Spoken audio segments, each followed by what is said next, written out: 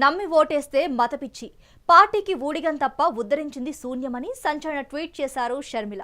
మోడీ చేతిలో 25 మంది లోక్సభ 11 మంది రాజ్యసభ ఎంపీలు రబ్బర్ స్టాంప్స్ అన్నారు. బీజేపీ కోసం పనిచేస్తే కీలుబొమ్మలు హోదాపై అడిగే దమ్ము లేదని సంచలన ఆరోపణలు చేశారు. రాజధానికి నిధులు అడిగే సత్తా లేదు, పోలవరాన్ని ముంచుతుంటే ఎదురు తిరిగే ధైర్యం లేదు అంటూ విమర్శలు గుప్పించారు. అనంతరం విశాఖ స్టీల్ ప్రైవేటీకరణ ఉండదని మోడీ చేత అధికారిక ప్రకటన చేయించాలని ఆంధ్రప్రదేశ్ కాంగ్రెస్ పార్టీ పక్షాన డిమాండ్ చేస్తున్నామంటూ షర్మిల ట్వీట్లో రాసుకొచ్చారు.